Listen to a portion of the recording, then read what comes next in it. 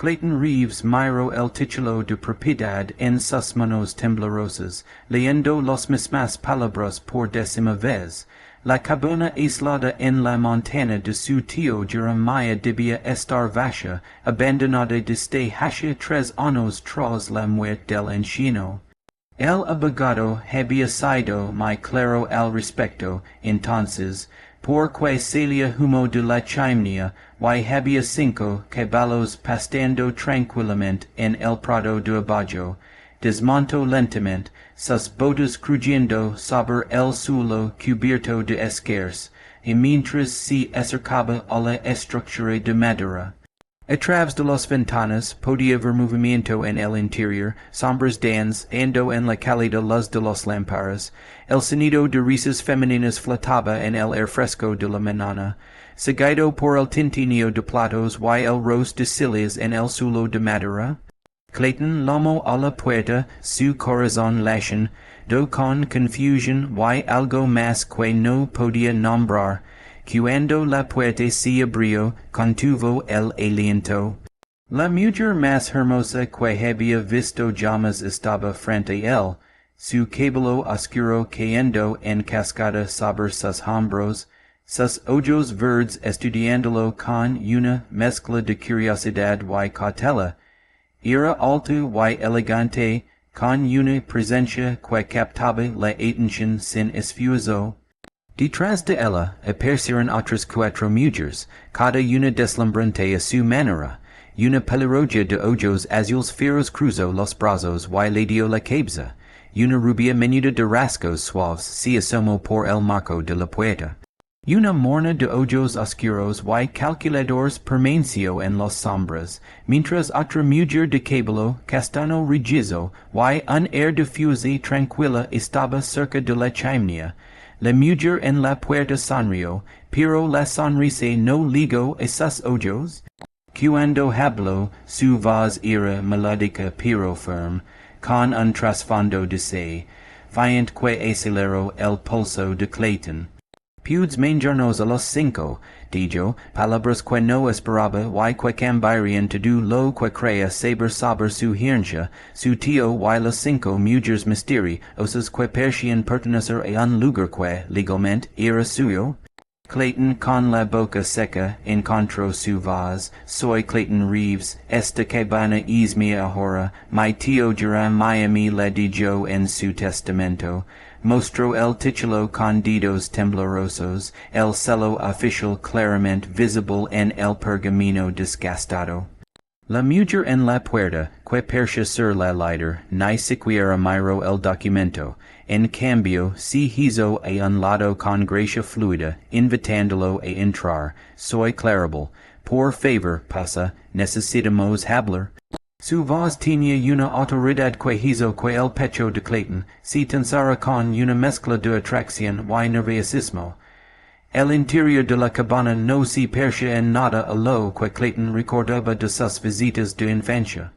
Telas ricas cubrían las ventanas, muebles elegantes llenaban las habitaciones, y el aroma a lavanda y cera de madera impregnaba el aire.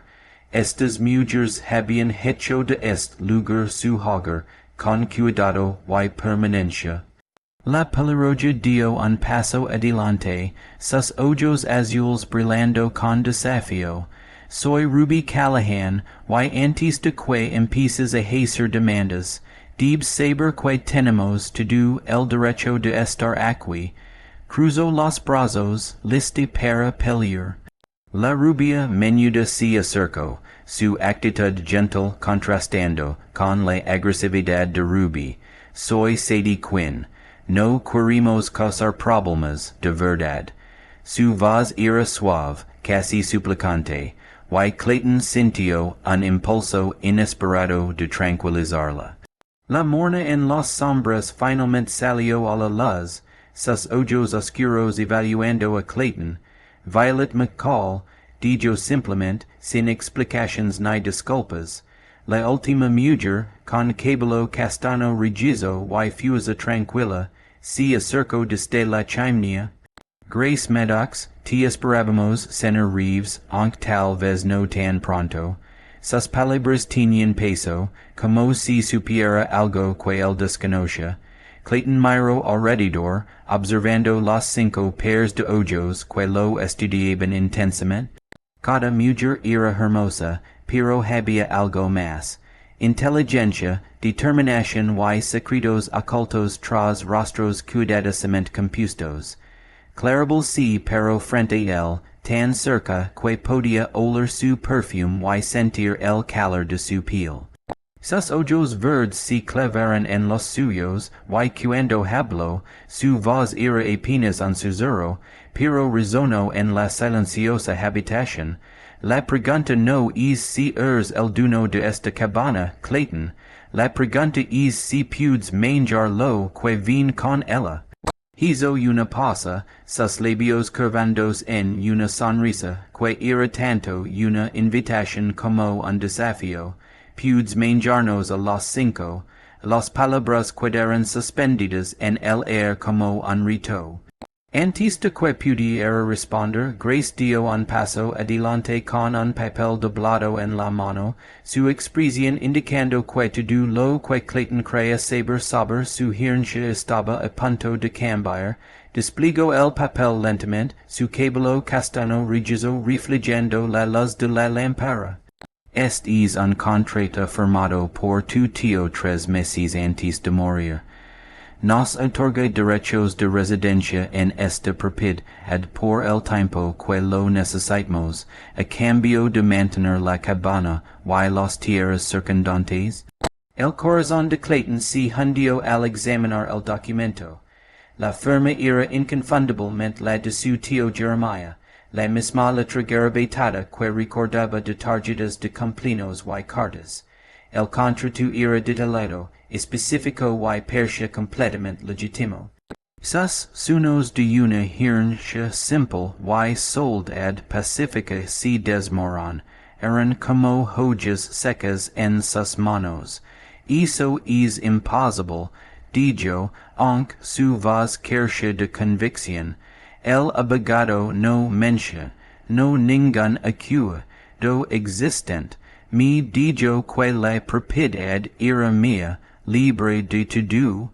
Ruby se acercó, su presencia emanando un calor que hizo que Clayton sintiera la cabaña más pequeña con los seis dentro. Los abogados no siempre lo saben todo, verdad, a veces los ancianos guardan secretos, incluso de su familia. Sus palabras levaban una insinuación que aceleró su pulso, aunque no entendía del todo que implicaba. Sadie se acercó a la ventana, su perfil delicado recortado contra la luz matinal. Tu tío era un buen hombre, señor Reeves. Entendía que a veces las personas necesitan un lugar para empezar de nuevo, lejos de preguntas y juicios. Su voz temblaba ligeramente, sugiriendo un dolor cuidadosamente oculto. Violet permaneció cerca de las sombras, pero Clayton podía sentir sus ojos oscuros estudiándolo con intensidad inquietante. La pregunta es ¿qué pretendes hacer al respecto? Hemos hecho de este lugar nuestro hogar por más de 2 años. Hemos mejorado la tierra, reparado los edificios, y no tenemos a dónde ir. Clarabel lo rodeó lentamente como un depredador evaluando a su presa, aunque había algo casi protector en su movimiento. Cuando se detuvo frente a él, Clayton contuvo el aliento. Estaba tan cerca que podía ver el destello dorado en sus ojos verdes. Podríamos pelear esto en los tribunales, dijo suavemente, sus dedos rozando el borde del contrato. Podríamos alargar esto con procedimientos legales durante meses, tal vez años, o podríamos encontrar otro arreglo. La forma en que dijo arreglo envió una corriente eléctrica por las venas de Clayton. Había algo en su tono, en como sus ojos lo sostenían, que sugería posibilidades que no había considerado. ¿Qué tipo de arreglo? Preguntó Clayton, sorprendido por la aspereza en su propia voz. La sonrisa enigmática declarable repercio, del tipo en que todos obtienen lo que necesitan, del tipo en que un hombre aprende que a veces las cosas más valiosas de la vida vienen en paquetes inesperados. Antes de que pudiera preguntar que quería decir, el sonido de caballos acercándose resonó en el val. Ruby se dirigió a la ventana, su cuerpo tensándose como un arco. Nos encontraron, susurró, y por primera vez desde que Clayton ligó, vaya miedo real en sus ojos. Las otras mujeres comenzaron a moverse con eficiencia practicada, como si hubieran preparado este momento muchas veces antes. Fuera lo que venía por el sendero de la montaña, estas 5 mujeres habían estado huyendo de él. Y ahora Clayton se encontraba atrapado en medio de algo mucho más peligroso que una simple disputa de propiedad. Clayton se movió instintivamente hacia la ventana, pero la mano declarable lo detuvo, agarrando su muñeca con fuerza sorprendente. Su toque envió una sacudida por su brazo, y cuando sus ojos se encontraron, vaya no solo miedo, sino una determinación feroz. Alejad de la ventana, susurró con urgencia, no pueden saber que estás aquí. 3 jinetes emergieron de la línea de árboles, su ropa oscura destacando contra el paisaje cubierto de nieve. Incluso desde la distancia, Clayton podía ver que se movían como hombres acostumbrados a la violencia, sus manos descansando casualmente en sus cintos de armas mientras observaban la cabana. Ruby apretó la mandíbula mientras miraba por una rendija en las cortinas. Morrison y sus hombres nos han estado rastreando durante semanas. Su voz lavaba una amargura que hizo que el pecho de Clayton se tensara con una protectividad inesperada. Sadie se acercó a Grace buscando consuelo, y Clayton notó como la mujer mayor envolvió de inmediato un brazo protector alrededor de los hombros de la joven. Fuera que estas mujeres habían pasado juntas, había forjado lazos más profundos que la amistad. ¿Quién es Morrison?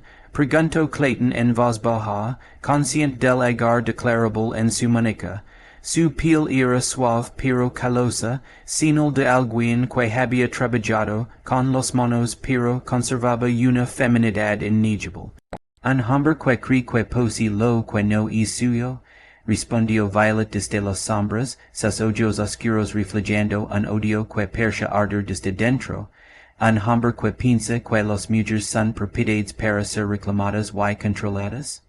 Clarabel soltó su muñeca, pero no antes de que su pulgar trazara un pequeño círculo sobre su punto de pulso, un gesto tan sutil y íntimo que hizo que Clayton contuviera el aliento. Morrison tiene documentos que dicen que le pertenecemos, documentos legales que nos habrían convertido en poco más que servientes indenturadas. Los jinetes detuvieron sus caballos cerca del corral, y Clayton pudo verlos hablando entre ellos, señalando hacia la cabana y los hulas frescas que su propio caballo había dejado en la tierra blanda. Morrison, un hombre alto con cabello canoso y ojos fríos, desmontó y comenzó a caminar hacia la puerta principal. Grace se movió con eficiencia silenciosa, recogiendo papeles de un cofre de madera y guardándolos en su corpino. Escapamos hace 3 meses, pero Morrison tiene conexiones en todo el territorio. Hombres como él no aceptan perder lo que consideran su propiedad. Clayton sintió una ira creciendo en su pecho, una rabia que no había sentido desde sus días de juventud. La idea de que estas 5 mujeres extraordinarias fueran tratadas como pociones hizo que sus manos se cerraran en puños. Están bajo mi protección ahora, dijo sin pensarlo, sorprendido por la convicción en su voz. Clarable lo miró, sus ojos verdes escudriñando su rostro con una intensidad que lo hizo sentir expuesto. ¿Estás seguro de querer tomar esa decisión, Clayton? Estar con nosotros significa enfrentar a hombres que no tienen respeto por la ley ni la decencia. Antes de que pudiera responder, los pasos pesados de Morrison sonaron en el porche de madera, seguidos de tres golpes secos en la puerta. La cabaña quedó en silencio, salvo por el suave susurro de la respiración y los rápidos latidos del corazón de Clayton. Sabemos que están ahí, señoritas, llamó la voz de Morrison a través de la puerta, suave y culta, pero con una amenaza subyacente. Es hora de volver a casa, donde pertenecen. Clarable se acercó aún más a Clayton, su calor corporal calentando su lado mientras susurraba contra su oído, pese lo que pese ahora, recuerda que algunas decisiones cambian a un hombre para siempre. Clayton tomó su decisión en ese instante, dio un paso hacia la puerta, pero Clarable lo detuvo nuevamente, sus dedos apretando su brazo con fuerza desesperada. El breve contacto envió calor por todo su cuerpo, y pudo oler el leve aroma de su cabello, como flores silvestres y air de montaña.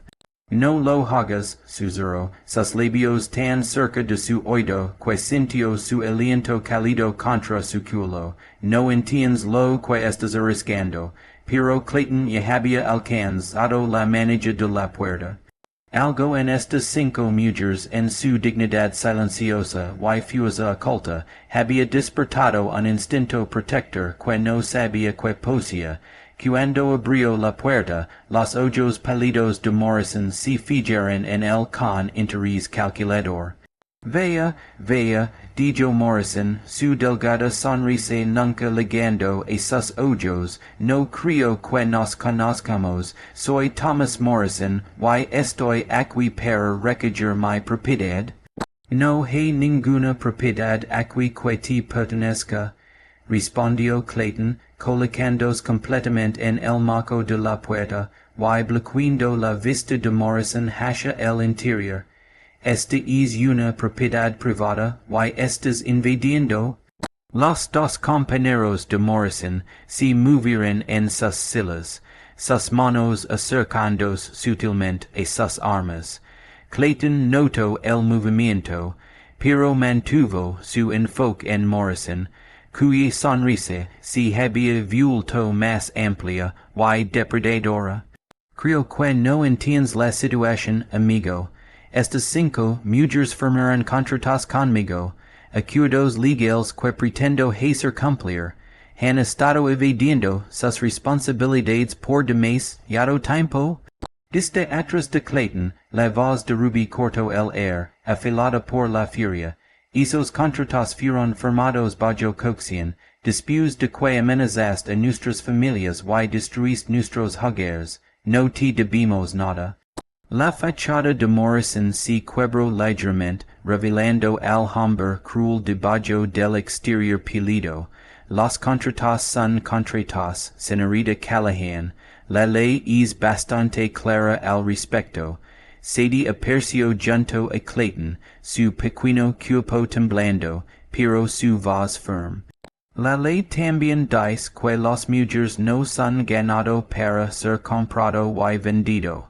Somos ciudadanos libres de este territorio. La risa de Morrison fue fría y sin alegría.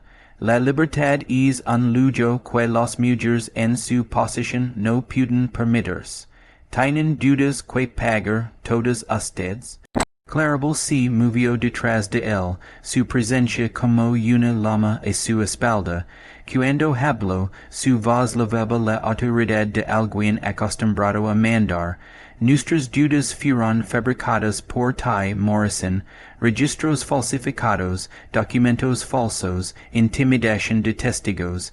Tenemos pruebas. Pruebas, los ojos de Morrison brillaron con interés.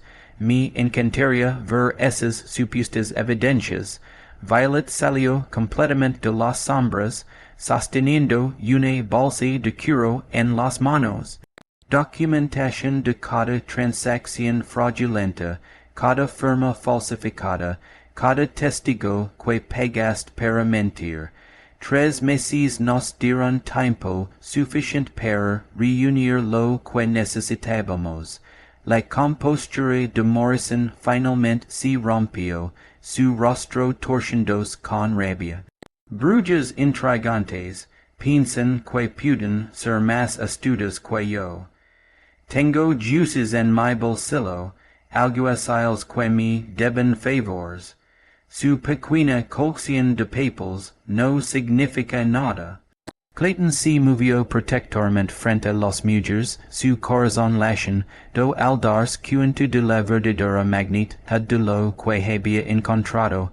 Estas no eran solo 5 mujeres yendo de un arreglo desagradable.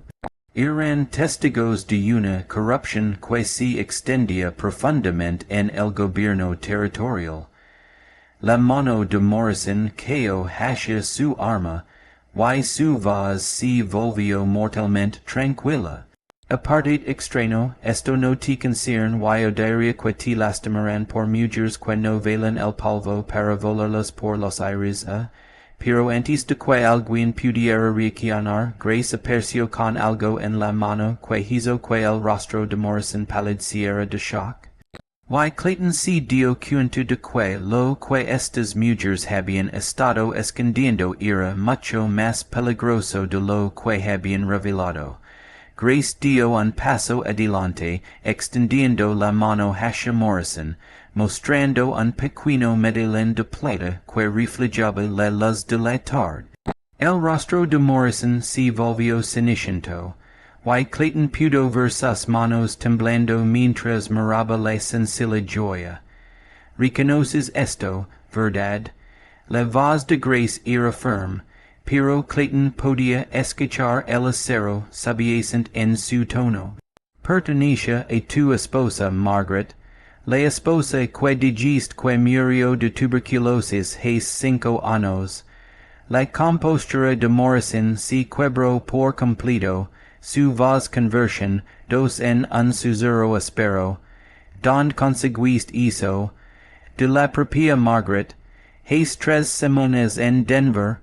Está muy viva, Thomas, y muy interesada en compartir su historia con las autoridades territoriales.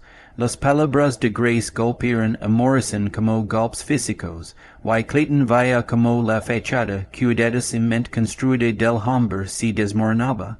Clarabel se puso a su lado, su hombro rozando el brazo de Clayton, en un gesto que parecía casual, pero que envió electricidad por todo su cuerpo. Margaret nos contó todo, como la declaraste muerta para robar las reclamaciones mineras de su padre, como has estado usando esas reclamaciones para financiar tu esquema de adquirir mujeres a través de contratos fraudulentos. Ruby dio un paso adelante, sus ojos azules brillando con satisfacción. También nos habló de los otros mujeres, Thomas, los que intentaron resistirse a ti y simplemente desaparecieron. Margaret guardó registros de todas ellas. Clayton sintió que su ira crecía a niveles peligrosos. La idea de este hombre distrayendo vidas, tratando a las mujeres como propiedades desechables, hizo que sus manos se cerraran en puños. Sin pensarlo conscientemente, se acercó protectoramente a las mujeres, creyendo una barrera entre ellas y Morrison. La suave voz de Sadie resonó claramente en el tenso silencio. Tenemos declaraciones de 2 mujeres más, todas dispuestas a testificar sobre tus métodos.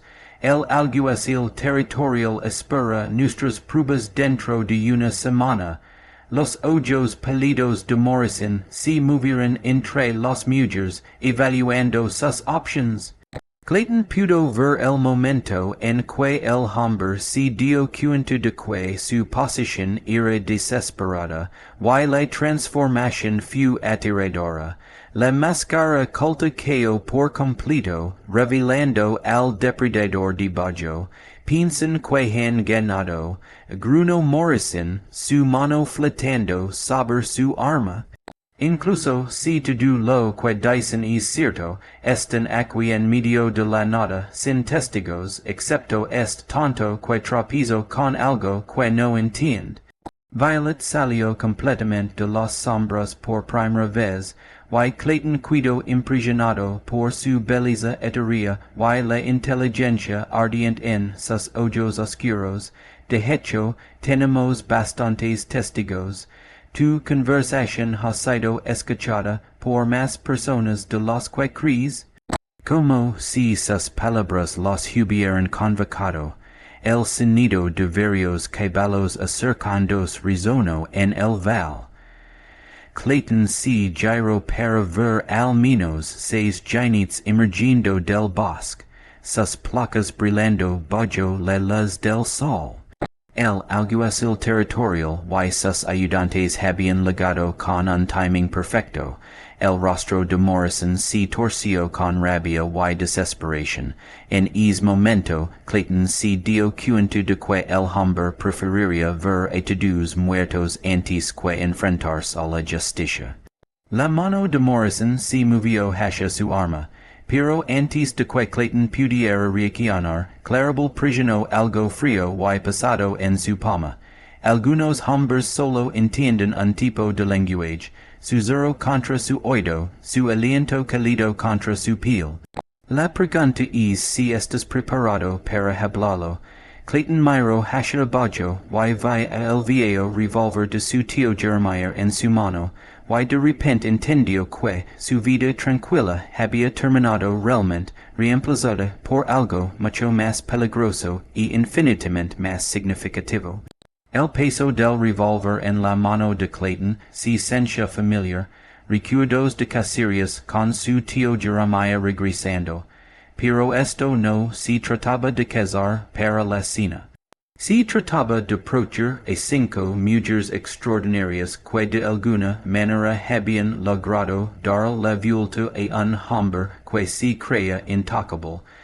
La mirada desesperada de Morrison se movía entre los alguaciles que se acercaban y las personas que bloqueaban su ruta de escape. Clayton podía ver la calculación en esos ojos pálidos, el momento en que un depredador acorralado decide luchar en lugar de rendirse. Alguacil Thompson, lomo Clarabel, su voz resonando con clara autoridad por el val. Tenemos a Thomas Morrison aquí, junto con pruebas de sus crímenes contra ciudadanos territoriales. El alguacil, un hombre curtido con cabello gris y ojos agudos, desmontó con facilidad practicada. Señorita Bell, es bueno verte de nuevo. Confío en que las damas han estado bien. Clayton sintió una sorpresa. Clarabel conoce al alguacil personalmente, lo que significaba que todo este enfrentamiento había sido orquestado con mucho más cuidado de lo que había imaginado. Estas mujeres no eran solo víctimas que habían tropezado con pruebas. Eran inteligentes, conectadas y habían estado planeando la queda de Morrison durante meses. La mano de Morrison tembló hacia su arma, pero se congeló al ver 6 rifles apuntando desde los ayudantes montados. El hombre era muchas cosas, pero no suicida. Sin embargo, Clayton podía ver la rabia acumulándose en su rostro, la furia de un hombre que nunca había sido negado lo que quería. Ruby se acercó a Clayton, su presencia cálida y tranquilizadora. El alguacil ha estado investigando a Morrison durante más de un año. Lo contactamos hace semanas cuando nos dimos cuenta de que teníamos suficientes pruebas para presentar cargos. Se dio un paso adelante con la bolsa de cuero, ofreciéndosela al alguacil Thompson. Todo este documentado, cena, nombres, fechas, contratos falsificados, declarations de testigos y registros financieros que muestran como Morrison usó la supius de muerte de su esposa para robar reclamaciones mineras. Mientras el alguacil examinaba el contenido de la bolsa, Clayton se dio cuenta de que Clarabel estaba justo detrás de él, tan cerca que podía sentir el calor de su cuerpo a través de su abrigo. Cuando habló, su voz era solo para sus oídos. Podrías haber ido, sabes, podrías haber visto a los hombres de Morrison y decidido que este no era tu pelea. Su mano encontró la suya libre, sus dedos entrelazados con los suyos en un gesto que se sentía íntimo y natural.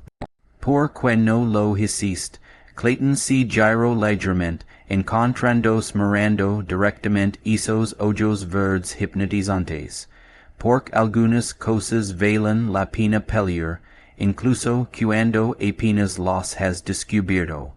El momento entre ellos se alargó, cargado de posibilidades y promesas tacitas, hasta que la voz del alguacil Thompson rompió el hechizo. Thomas Morrison, estás bajo arresto por fraud, conspiración y intento de asesinato. Ayudantes aseguran al prisionero. Pero mientras los alguaciles se movían para capturar a Morrison, la desesperación del hombre finalmente superó su cautela. Con un rugido de rabia, sacó su arma, no apuntando a los ayudantes ni siquiera a Clayton, sino directamente a Clarabel, la mujer que había orquestado su queda. El tiempo pareció ralentizarse mientras Clayton se daba cuenta de que, todo su cuidadoso plan, todas sus pruebas y testigos, no significarían nada si Morrison lograba su acto final de venganza. Los instintos de Clayton tomaron el control antes de que su mente pudiera procesar lo que estaba sucediendo. Giró bruscamente, empujando a Clarabel detrás de él con un brazo mientras levantaba el revólver de su tío Jeremiah con el otro. El disparo de Morrison resonó simultáneamente con el de Clayton, los dos sonidos mezclándose en un trueno que reverberó en las paredes de la montaña. La bala de Morrison estalló el marco de la puerta a centímetros de donde había estado la cabeza de Clarabel. El disparo de Clayton dio en el blanco, golpeando a Morrison en el hombro y haciéndolo llorar. El arma del hombre voló de su mano, aterrizando en la tierra cerca de los pies de los caballos. El alguacil Thompson y sus ayudantes se movieron con eficiencia practicada, rodeando a Morrison mientras él se agarraba el hombro herido y maldicía entre dientes suficiente. Morrison se acabó, dijo el alguacil.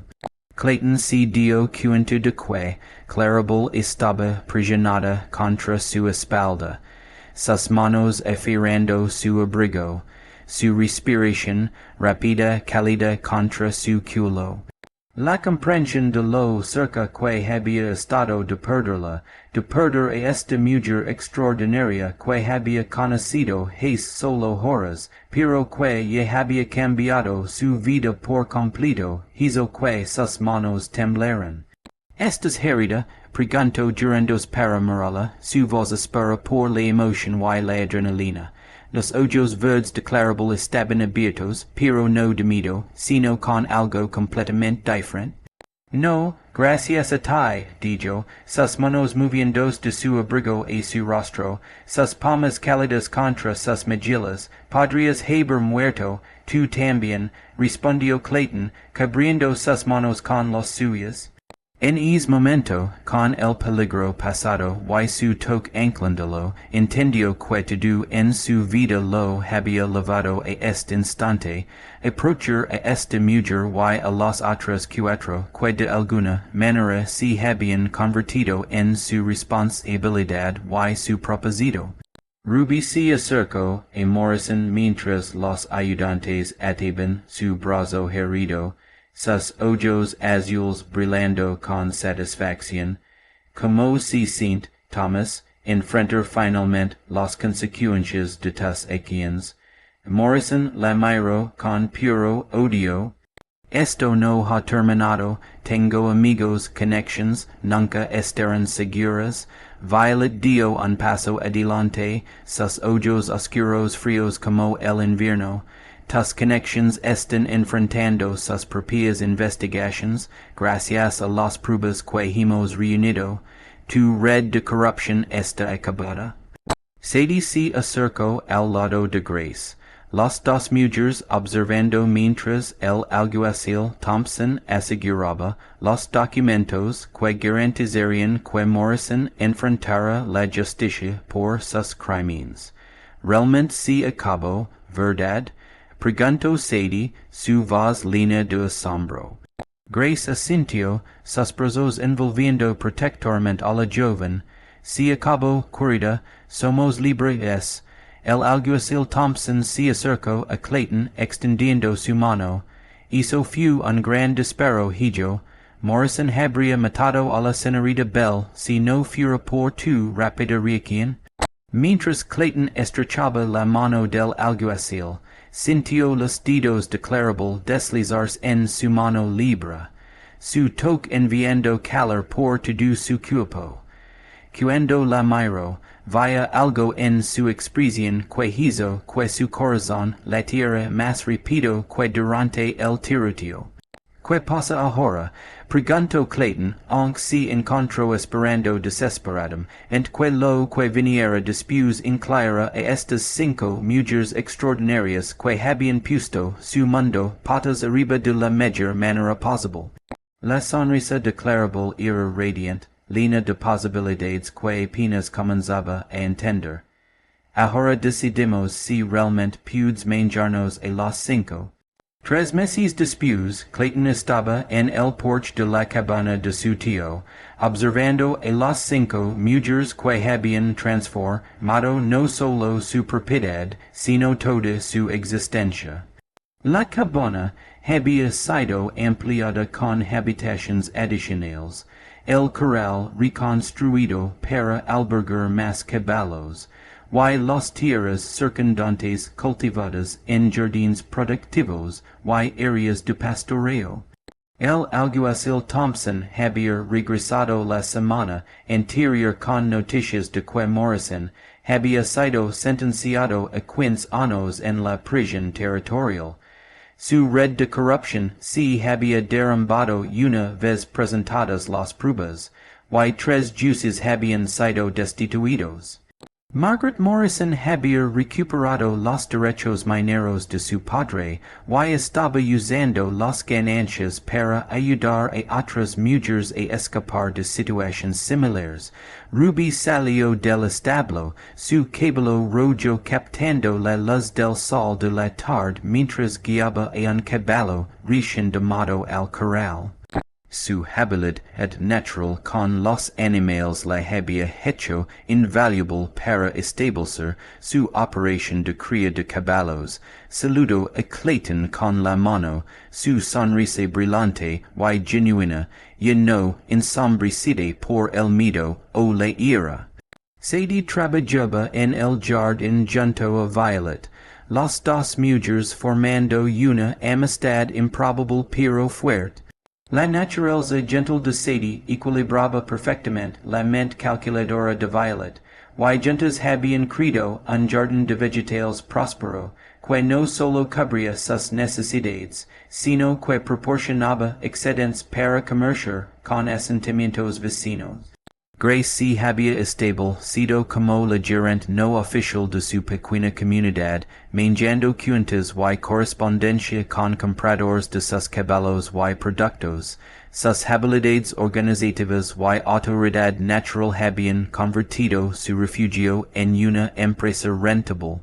Pero era Clarabel quien captaba la atención de Clayton por completo. Salió de la casa con una carta en la mano. sus ojos verdes encontrando los suyos inmediatamente a través del patio. La conexión entre ellos había crecido cada día, construida en respeto mutuo, propósito compartido, y una atracción que había madurado en algo mucho más significativo que el simple deseo. Otro pedido de caballos, dijo mientras se acercaba, su sonrisa cálida y íntima. Tres rancheros en Colorado quieren ganado de cría para la primavera. Clayton tomó la carta, pero su atención permaneció fija en su rostro, en la satisfacción que veía allí y que coincidía con la suya. Tendremos que expandir la operación otra vez, lo hermos, sintió ella, acercándose de estar dentro del círculo de sus brazos. La facilidad con la que habían aprendido a tocarse, a compartir espacio y consuelo, aún lo sorprendía. ¿Tienes dudas sobre nuestro arreglo? Preguntó Clarabel. Clayton miró la propiedad a los otros cuatro mujeres que se habían convertido en su familia, su propósito, su responsabilidad y su alegría. Cuando su tío Jeremiah le dijo esta cabaña, el anciano nunca pudo haber imaginado la vida que Clayton había construido aquí. Nunca, dijo con firmeza, atrayendo a Clarabel más cerca. A veces me pregunto si soy yo quien está siendo manchado por 5 mujeres extraordinarias, en lugar de al revés. Clarabel rió, el sonido brillante y libre. Tal vez nos estamos manchando mutuamente. Tal vez eso es exactamente como debería ser. Mientras el sol comenzaba a ponerse detrás de las montañas, pintando el cielo en brillantes naranjas y purpuras, Clayton se dio cuenta de que el último regalo de su tío no había sido la cabaña ni la tierra. Había sido la oportunidad de convertirse en el hombre que estaba destinado a ser, rodeado de personas que lo desafiaban, lo apoyaban y lo amaban a su manera única. La vida tranquila que una vez había imaginado imposible, mente pequeña comparada con la existencia rica, compleja y hermosa que ahora vivía. Se había preguntado si podía manjar a 5 mujeres extraordinarias, y la respuesta lo había sorprendido. Podían manjarse mutuamente juntos, y eso marcaba toda la diferencia.